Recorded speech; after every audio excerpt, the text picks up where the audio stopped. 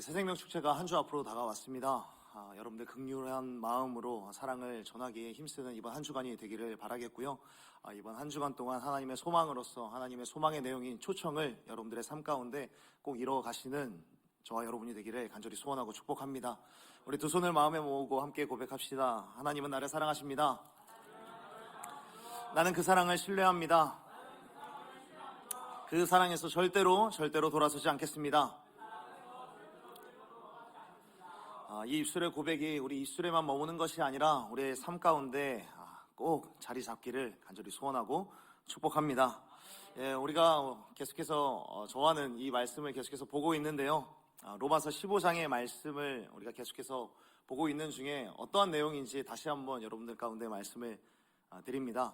바울은 이제 로마 교회 안에 있는 그 교인들 안에서 일어나는 영적인 문제, 그 문제를 가지고 대립하는 그 가운데에서 너희들에게 진짜 중요한 문제가 빠졌다. 지금 너희들 가운데 눈에 보이는 문제, 식사법이라든지 음식법, 그리고 절기법, 그것으로 너희들이 싸우는 동안에 진짜 중요한 것을 빠뜨렸다. 하나님의 소망을 상실했다라는 것에 대하여서 이야기를 했죠. 서로를 향하여서 배타성을 띠고 고인물이 되어가고 또 서로를 정죄하고 비난하고 판단하는 그 문제에 대하여서 엄격하게 그리고 분명하게 그 로마 교회 성도들에게 이야기를 하게 되었는데, 엄격하게 꾸짖는 것과 동시에 그러다가 갑자기 사도 바울은 따뜻한 칭찬을 아끼지 않는 것이죠. 여러분 생각해 보십시오. 여러분들에게 정말 하나님의 소망이 사라져 있습니까? 라고 이야기를 합니다. 여러분들이 하나님의 소망을 상실하지 않았습니다. 지금까지도 그 소망을 잘 이루어 왔습니다.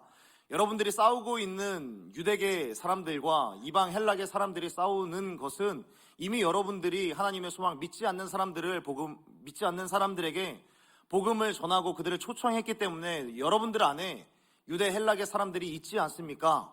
그러니까 여러분들은 그 소망을 잘 이루어 왔습니다 라고 이야기를 하면서 그들에 대하여서 문제점만 이야기하는 것이 아니라 여러분들의 선함과 여러분들은 이미 충분히 거짓도 없고 순수한 그런 선함이 있다라고 이야기를 하고, 또 하나님을 아는 지식과 영적인 깨달음을 충분히 알 수 있는 사람들이고, 그리고 여러분들이 지금은 비록 배타성을 띠고 있지만 여러분들 안에는 서로 권면하여서 다른 이들의 이야기들을 수용할 수 있는 그런 역량이 충분히 넘쳐납니다 라고 사도 바울은 이야기를 하는 것이죠.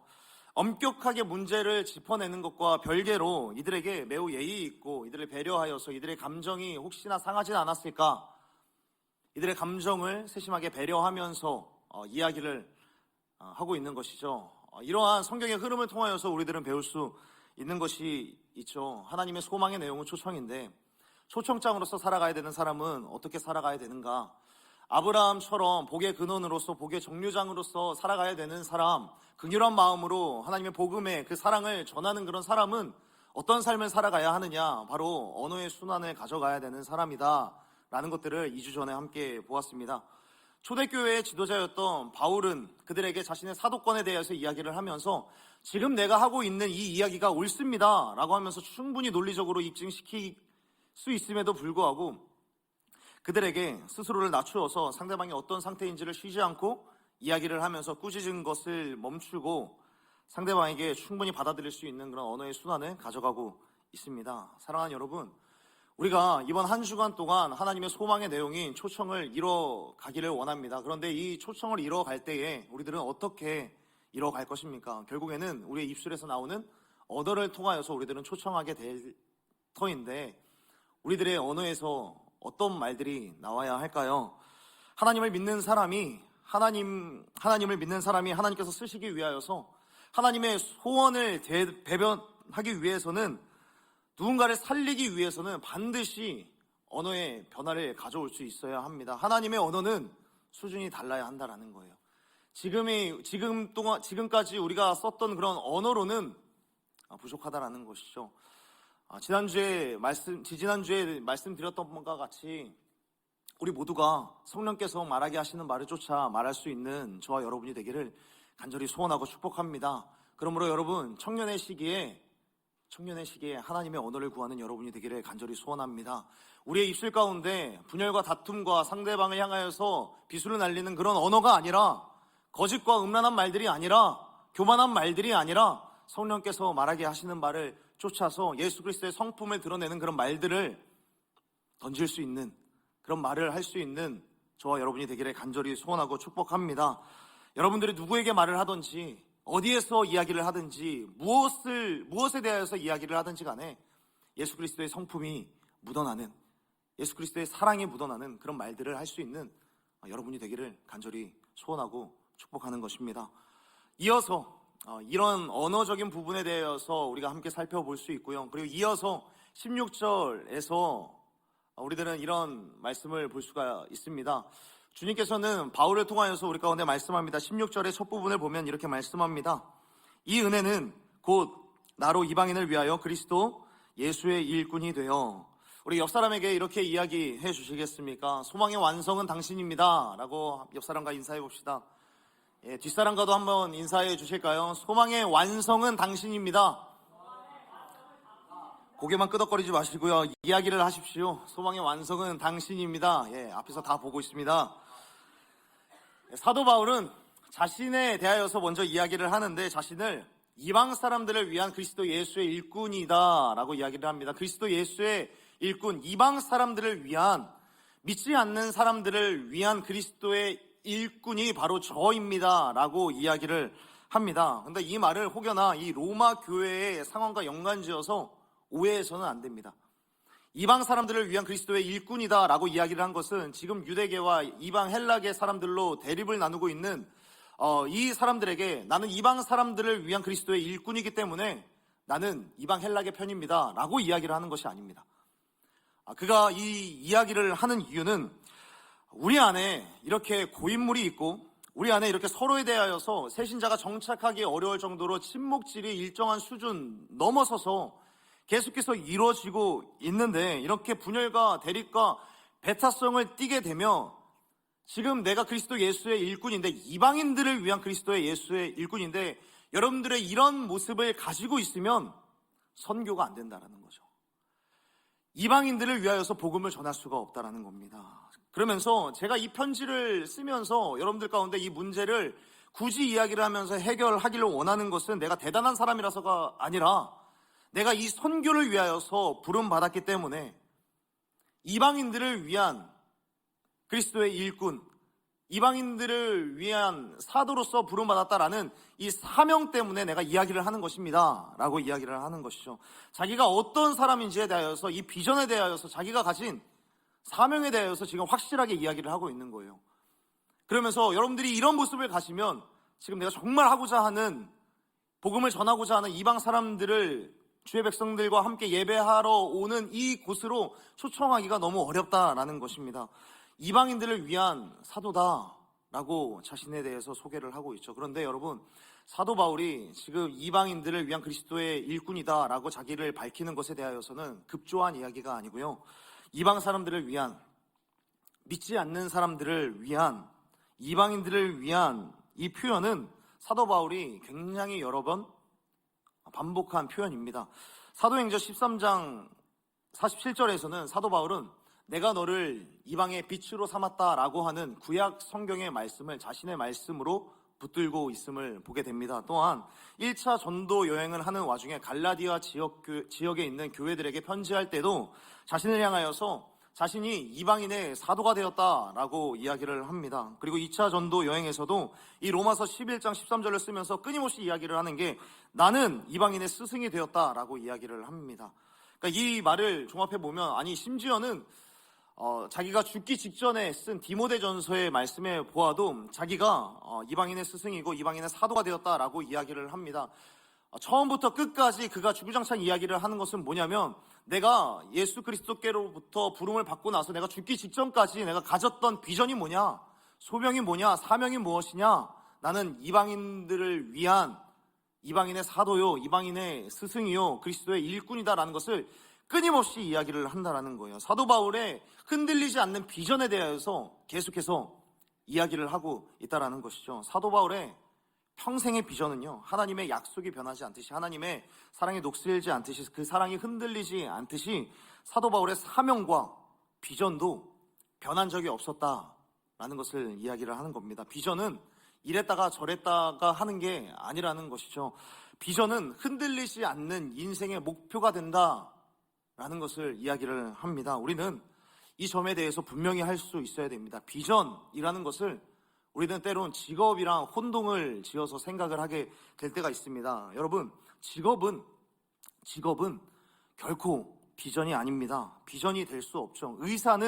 의사라고 하는 직업은 비전이 될 수 없고요. 하물며 목사라고 하는 이 직업도 비전이 될 수는 없습니다. 심지어는 선교사라고 하는 직업도 비전이 될 수 없습니다. 그것은 비전을 위한 그냥 직업, 비전을 위한 도구일 뿐이지 오히려 이 직업은 비전을 위한 도구가 되게 해야 된다는 것입니다. 목사 안수를 받지 않았지만 하나님 나라의 성도들을 양육하고 그들에게 말씀을 가르치고 전한다면 그 사람은 하나님 나라에서 목회자와 같이 쓰임받는 사람입니다.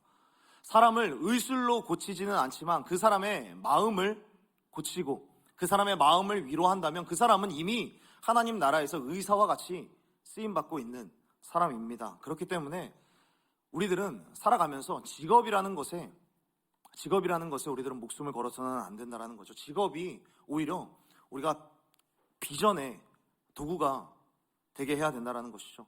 사도 바울의 직업은 뭐였을까요? 사도 바울의 직업은 우리로 따지면은 텐트를 치는 사람, 그러니까 아웃도어 사장님, 노스페이스 사장님, 자영업자였습니다.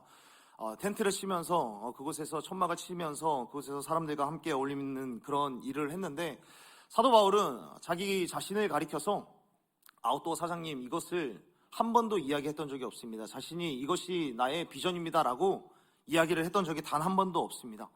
사도 바울에게 이 텐트 메이커가 이러한 사장이 비전이 될 수 없었던 것처럼 우리가 다니고 있는 회사라든지 우리가 희망하는 직업, 우리가 희망하는 직종이 결코 우리의 비전이 되게 해서는 안 된다라는 것이죠. 편의상 우리가 선교사라고 하는 이름을 부르지만 선교사님들조차 본질적으로 선교사에 대해서 이야기를 할 때 선교사는 본질적으로 그리스도의 이름이 없는 가슴마다 선교지이고 그리스도가 없는 그 선교지에 하나님의 복음을 전하는 사람이 선교사이다라고 이야기를 합니다. 그렇기 때문에 우리가 삶을 살아가면서 우리의 인생의 목표를 두어야 하는지는 직업의 목표를 두는 것이 아니라 내가 지금 공부하고 있는 전공에 상관없이 우리들은 비전을 구할 수 있어야 합니다. 내가 먼저 어떤 사람으로 부름 받았는지, 내게 하나님께서 어떤 비전을 주셨는지에 대해서 우리들은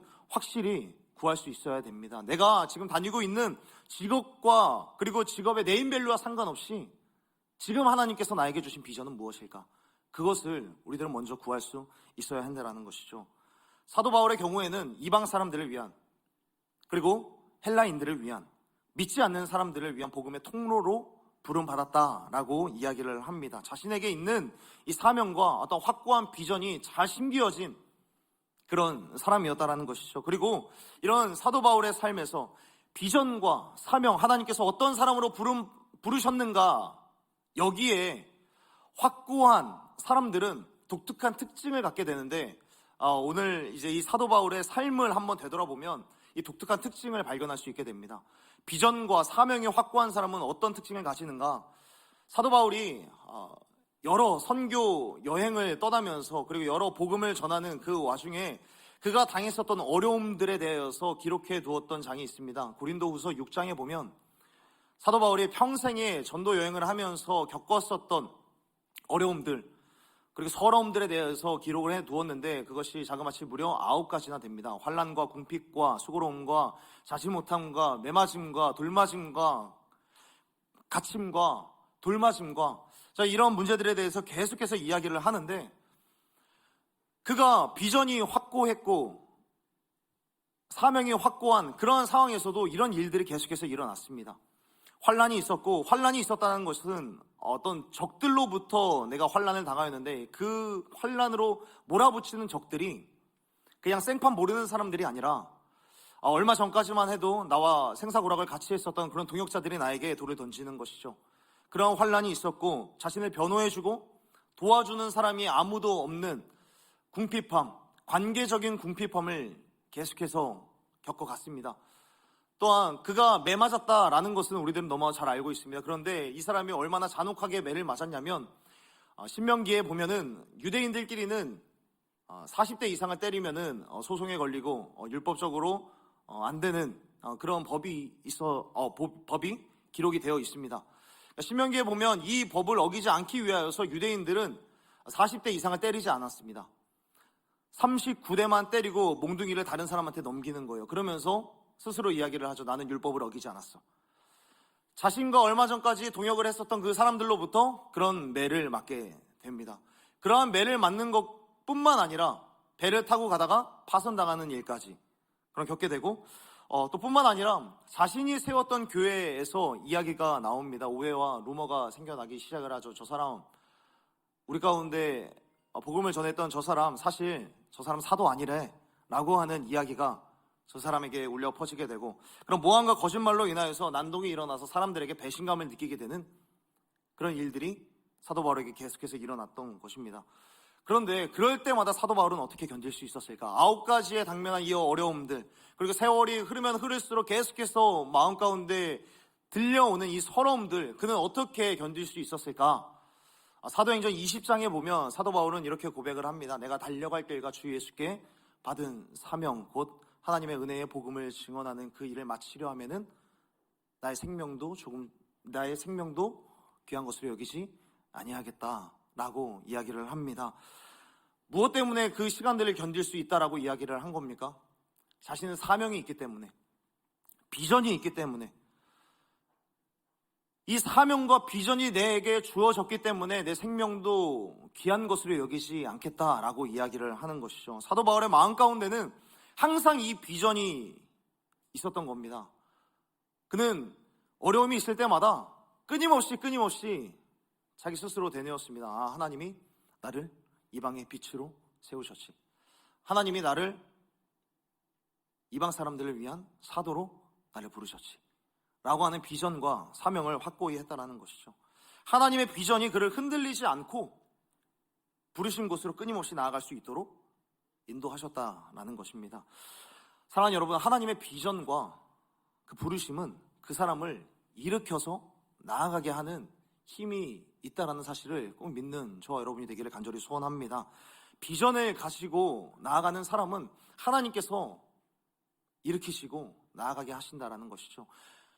이 비전이라는 것은, 하나님의 비전이라는 것은 마치 나침반과 같습니다. 나침반을 보면은 침이 있죠. 이 침을 가리켜서 우리들은 지남철이라고 이야기를 합니다.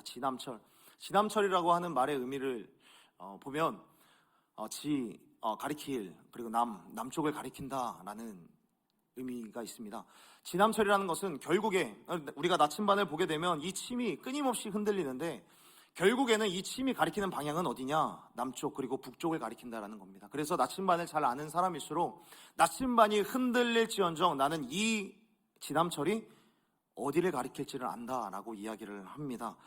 하나님의 비전을 가졌지만 우리들은 연약해서 또 부족해서 흔들릴 수 있습니다. 비전을 가진 사람도 두려울 때가 있죠. 배신감을 느낄 때도 있습니다. 그러나 비전을 가진 사람은 나침반처럼 흔들릴지언정 다시금 언제든지 남쪽으로 늘 향하고 있기 때문에 하나님의 비전을 가진 사람은 흔들릴지언정 언제든지 다시금 자기 비전과 자기 사명을 가리키게 된다라는 것이죠. 왜 그렇습니까? 하나님의 비전은 흔들리는 우리의 인생을 붙잡기에 충분한 능력이 있기 때문입니다. 그래서 사도 바울은 오늘 18절과 19절에서 내가 자랑할 것이 이거밖에 없다라고 이야기를 하는 겁니다. 내가 이 외에는 자랑하지 않겠다. 내가 감히 말하지 않겠다. 하나님께서 주신 사명이 흔들리는 내 인생을 붙잡고 이 비전과 사명이 나를 복음을 전하게 하셨으니까 나는 이거 외에는 할 말이 없다라고 이야기를 하는 겁니다. 하나님의 비전이 사도 바울을 붙잡고 또 우리를 붙잡아 주기 때문입니다. 그렇다면 여러분, 하나님의 비전이 왜 우리를 붙들어 주는 걸까요? 왜 그럴까요? 하나님의 비전이 우리들을 끊임없이 붙잡아 준다라고 이야기를 하는데 하나님의 비전은 흔들릴지언정 다시금 흔들리지 않도록 잡아주신다라고 이야기를 하는데 그렇다면 하나님의 비전을 가진 사람은 왜 흔들리지 않는 걸까요? 꿈이 있기 때문에? 목표가 있기 때문에 흔들리지 않는 걸까요? 여러분, 아니요. 목표가 있어도 흔들리는 사람을 수없이 많이 우리들은 보게 됩니다. 분명한 목표와 분명한 꿈을 가져도 무너지는 사람이 수없이 많이 있습니다. 비전이 우리들을 흔들리지 않도록 만드는 것이 아닙니다. 우리가 흔들리지 않을 수 있는 것은 하나님의 비전이기 때문에 그래요. 하나님의 비전은 그냥 사람의 비전과 다릅니다. 하나님의 비전은 그냥 비전이 아니고, 그냥 꿈이 아니고, 사람의 꿈이 아니고, 사람의 비전이 아니고, 하나님의 꿈, 하나님의 비전이기 때문에 흔들리지 않는 거예요. 그냥 하나님의 비전이기 때문에요. 하나님의 비전이기 때문에 흔들리지 않는 그 이유는 그 안에 비전을 주신 하나님이 그 사람을 붙들어 주기 때문에요. 하나님이 그 비전을 주셨다라는 것은 여러분 그 사람을 믿기 때문에 그 사람에게 비전을 주신 겁니다. 비전 안에는요, 그게 진짜 하나님의 비전이라면요, 그 사람을 향한 그 비전을 주신 하나님의 믿음이 들어있는 겁니다. 여러분, 주님께서는 시몬이라고 하는 사람을 제자로 부르셨잖아요. 시몬이라고 하는 사람이 누군지 아시죠? 베드로입니다. 베드로. 여러분, 베드로가 본명이 아닌 거는 아시죠? 예, 베드로라고 하는 이 사람을 부르셨는데 베드로의 본명은 시몬입니다. 그런데 이 시몬이라고 하는 사람이 어떤 사람입니까? 이 시몬이라고 하는 사람은 굉장히 좌충우돌하는 사람입니다. 이 사람은 굉장히 충동적인 사람입니다. 여러분들 오해하지 마십시오. 그냥 ENFP 같은 그런 사람들입니다. ENFP 같은 사람들은 그냥 다른 생각의 흐름대로 살아가는 사람입니다. 지금 내가 핫도그를 먹고 있는데 어제 먹었던 나주곰탕이 생각나는 그런 사람, 또 다시 내일 있을 학교 시험이 생각나는 그런 사람. 악의가 있는 것은 아니죠. 그냥 생각의 흐름대로 살아가는 사람이 바로 베드로였던 거예요. 그리고 이 베드로는 굉장히 다혈질적이라서 자신의 내가 해야겠다라고 하면은 자신의 욕구를, 자신의 이 감정을 컨트롤하지 못하는 거예요. 그래서 대제사장의 종 말고의 귀를 자르기도 하지 않았습니까? 그러니까 수틀리면은 그냥 다른 사람들 그냥 귀도 자르는 것도 아무런 문제가 되지 않는 그런 사람이었던 것이죠. 그런데 그런 사람에게 예수님께서는 베드로다라고 이름을 붙이세요. 여러분, 베드로라고 하는 이 이름의 뜻은 무엇일까요? 베드로라고 하는 이름의 뜻은 흔들리지 않는 반석이다라는 의미입니다. 예수님께서 이 시몬에게, 굉장히 좌충우돌하는 그 사람에게 너는 베드로다, 너는 흔들리지 않는 반석이야 라고 이야기를 했을 때 베드로는 어땠을까요? 아니요, 저는 그런 사람이 아닙니다 라고 이야기를 했겠죠. 아니, 그런 이름은 ISFP, INFP 뭐 그런 사람들에게나 줘야죠. 저는 그런 사람이 아닙니다 라고 이야기를 하는 겁니다. 예수님께서는 이 베드로라고 이야기를 하시고 이런 사람이랑 늘 일을 해오셨습니다. 굉장히 좌충우돌하는 사람, 자기 마음대로 자기의 생각, 자기의 감정이 컨트롤 안 되는 그런 사람이랑 일을 하셨는데, 이 베드로랑 일을 하면서 예수님께서 과연 곤란한 일을 안 당하셨을까요? 갑자기 나에게 오겠다고 물 위를 달려오질 않나, 그러다가 빠져서 허우적대질 않나, 자신에게 오는 그 아이들의 가로막아 서지를 않나, 그리고 사람의 귀를 자르질 않나. 예수님께서 곤란할 만한 그런 일들을 끊임없이 했던 사람이 바로 베드로입니다. 그런데 이 베드로, 여러분, 이 베드로랑 일한 것에 대해서 예수님께서는 과연 후회하셨을까요? 예수님께서 이 사람은 내가 괜히 불렀다라고 생각하셨을까요? 여러분, 로마서에서 말씀하고 있죠. 하나님의 은사와 하나님의 부르심에는 결코 후회하심이 없다라고 말씀하고 있습니다. 예수님께서도 마찬가지예요. 이러한 베드로, 자신의 감정이 앞서서 무엇이든지 막 하는 사람, 흔들리지 않는 반석이랑은 전혀 상관없는 그런 삶을 살아가는 그 베드로지만, 그런 사람이랑 일하는 것에 대해서 결코 후회하심이 없었습니다. 왜요? 주님은 아셨거든요. 그리고 주님은 믿으셨습니다. 너는 너의 성향대로, 너의 열정에 따라 살겠지만 결국에는 너는 너의 이름대로 흔들리지 않는 반석과 같은 그런 사람이 될 수 있어 라는 것을 예수님께서 믿으셨다라는 거예요. 그러면서 그에게 어떤 비전을 주십니까? 처음에 부르실 때에도 너는 사람을 낚는 어부가 될 거다 라고 부르시고, 너는 낚을 뿐만 아니라 너는 내 양을 치게 되는 목자가 될 거다 라는 그런 비전을 주셨습니다. 그런데 그런 비전을 주셨는데 너는 교회의 반석과 같은 사람이 될 거다 라고 이야기를 했는데, 여러분, 예수님께서 십자가에 달리자마자 베드로는 어떻게 했죠? 도망갔습니다. 그렇다고 해서 예수님께서 실망하셨을까요? 예수님께서 부활하시고 나서 가장 먼저 한 일이 무엇입니까? 제자들을 찾아가는 일이었습니다. 제자들을 찾아가셔서 그들에게 질책하셨을까요? 아니요.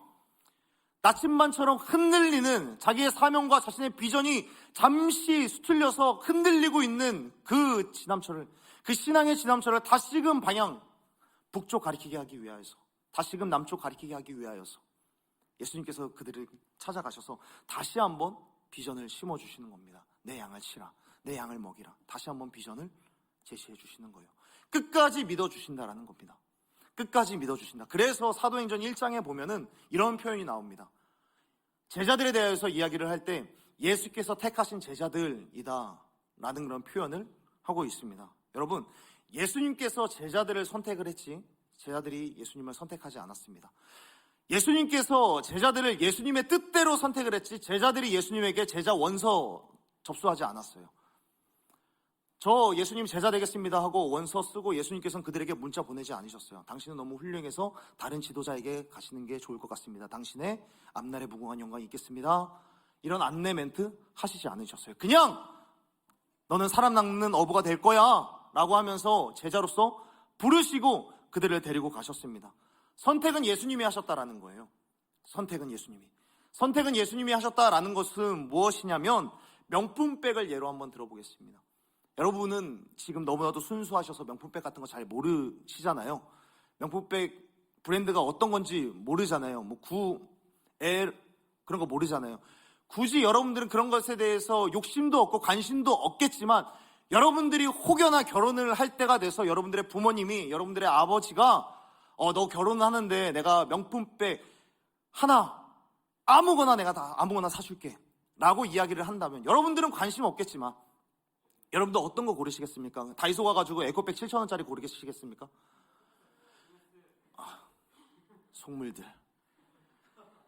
형제들이라면 여러분들 결혼을 하는데 아버지가 만약에 능력이 있으셔서 너가 이제 결혼을 하는데 내 소중한 며느라기랑 네가 앞으로 태어날 아기 잘 태우고 다니라고 차를 한 대 사주겠다라고 이야기를 하면 여러분들 어떤 차를 고르시겠습니까?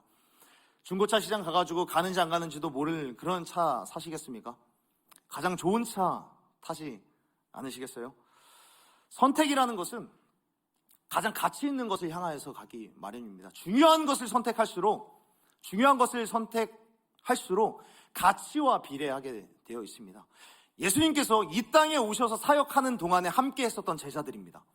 예수님께서 이 땅에서 사역을 하신다라는 그 가치는 뭐냐면 예수님께서 이 땅에 자신의 목숨을 걸고 사역을 하신 분이에요. 이 땅에 목숨 걸고 사역하는 그 사역의 동역자로서 제자들을 부르는데 과연 중요한 선택으로 두셨을까요? 중요하지 않은 선택으로 두셨을까요? 그냥 아무나 데리고 가야지, 그냥 에코백 7,000원짜리 데리고 가야지 라고 하셨을까요? 아니면 정말 중요한 에르메 이런 가방 고르셨을까요? 중요한 선택이기 때문에 예수님께서는 아무나 그냥 막 뽑지 않으셨다는 거예요. 예수님께서는 그럴 만한 가치가 있는 사람들을 부르셨고 그 사람들과 함께 동행하셨습니다.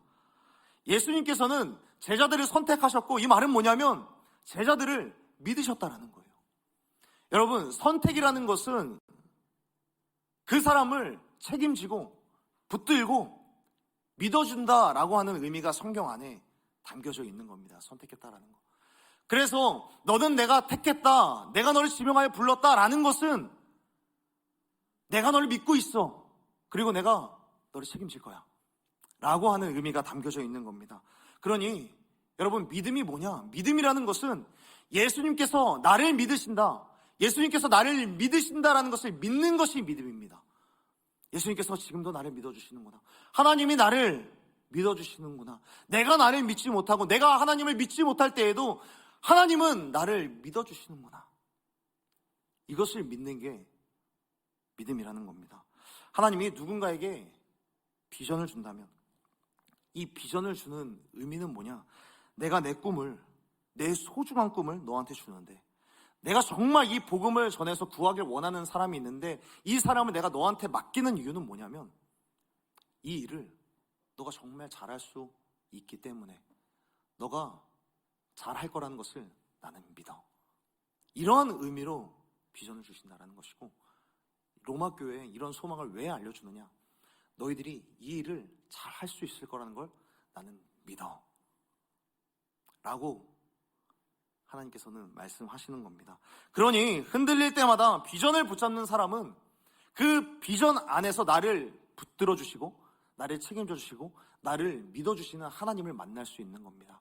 흔들리는 동안에도 비전을 붙들게 되면 그 비전 속에서 일하시는 하나님이, 그 하나님이 나를 믿어 주시는구나, 나를 사랑하시는구나, 이것을 더욱더 알 수 있게 된다는 거예요.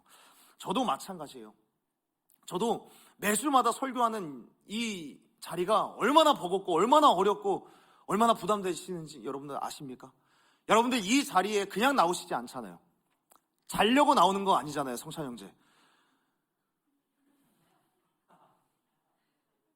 우리가 이 자리에 나오기 전에는 어떤 마음으로 옵니까? 은혜를 갈망하는 마음으로 나오지 않습니까? 지금은 비록 설교에 부덕한 제 연약함으로 인하여서 잠시 눈동자가 흐릿한 청년들이 저 뒤쪽에 몇 명 있는 것 같은데, 그래도 이 예배 시간 2시에 청년부 예배가 있다라고 마음을 먹고 이 자리에 나오는 것은 은혜를 갈망하기 위해서 나오잖아요. 그래서 여러분들이 이 갈망하는 마음을 가지고 반짝이는 눈동자로 저를 바라볼 때 제가 굉장히 부담스러워서 사실 여러분들 얼굴을 잘 못 봐요. 이렇게 뭐 고개를 막 이리저리 하지만 계속 왔다 갔다 하는 이유는 여러분들의 눈을 제대로 쳐다보지 못하니까 흔드는 겁니다. 그러니까 여러분들 뒤에서 찬양하는 모습을 보고 있다면 늘 이런 부담을 느껴요. 여러분들이 이렇게 찬양하는 동안에 이렇게 하나님의 은혜를 느끼고 하나님의 나라를 느끼고 이렇게 은혜 안에서, 진리 안에서 자유한데 혹여나 내 설교로 인하여서 이 은혜의 흐름이 끊기면 어떡하지라는 그런 부담감으로 늘 앉아 있습니다. 내 설교로 인하여서 여러분들이 혹여나 예수 그리스도의 그 감격 속에서 더 깊어져야 되는데 그냥 빠져나오게 될까봐 더 두려운 거예요. 지금 이 시간에도, 그리고 다음 주에도 또 느낄 거고 또 그 다음 주에도 또 느끼게 될 거예요. 그럼에도 불구하고 그때마다 저는 그럼에도 저를 붙들어 주시는 하나님의 음성을 듣는 거예요. 첫 번째로는 사명에 대해서 말씀을 드려요. 2023년 지금 이 시기에 하나님께서 나를 이곳으로 보내신 분명한 목적이 있다라는 그런 확신을 가지고 저는 이 자리에 서게 되는 거예요.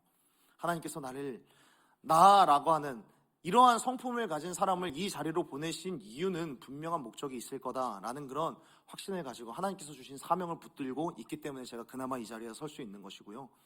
두 번째로는 이 비전을 주신 하나님의 믿음이 따라오는 거예요.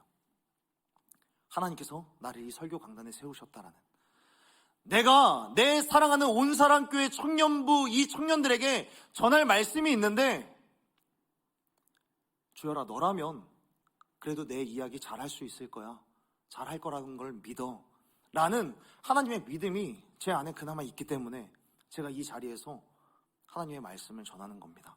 사랑하는 여러분, 혹시나 하나님의 일을 하는 데에 있어서 또는 VIP들에게 전도를 하고 또 하나님의 소망의 내용이 초청인데, 이 초청장으로서 언어의 순환도 잘 해내야 되는 것이 초청장으로서 마땅한 일인데 내가 잘할 수 있을까?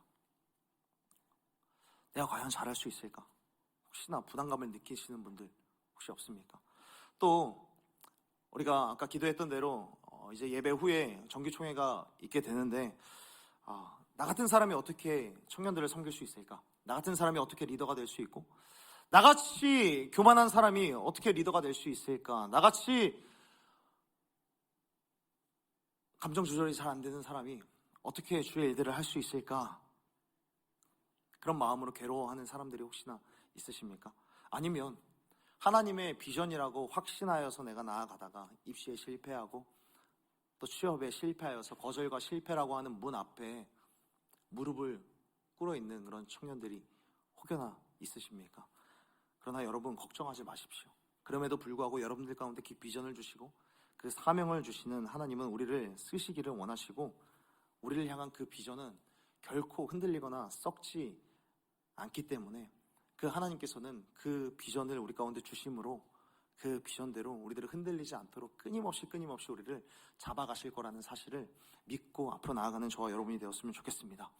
사도 바울은 자신의 인생을 붙드시는 하나님의 비전으로 똘똘 뭉쳐 있었고, 그 비전을 주신 하나님이 나를 믿어주신다 라고 하는 그 믿음 하나로 하나님의 소망, 곧 복음을 전하는 그 일을 끝까지 이루어내는 그런 삶을 살아갔습니다. 말씀을 정리하겠습니다. 사랑하는 여러분, 우리나라 홍대 근처에, 우리 홍대 출신에 있는 청년들이 몇 명 있는데, 홍대 근처에 가면 하나의 산이 있습니다. 홍대 근처에 가면 산이 있는데, 윤정자매 혹시 알아요? 예, 절두산이라고 하는 산이 있습니다. 절두산. 산 이름이 굉장히 무시무시하죠. 절두산이라고 하는 그 산 이름이 왜 절두산이냐면, 이전에 흥선대원군이 개신교 선교사 그리고 천주교 선교사들을 다 불러 모아서 그곳에서 머리를 잘랐다라고 해서 절두산이라고 하는 이름을 붙였습니다. 그러니까 이 홍대 그곳에 순교 성지가 있는 거예요.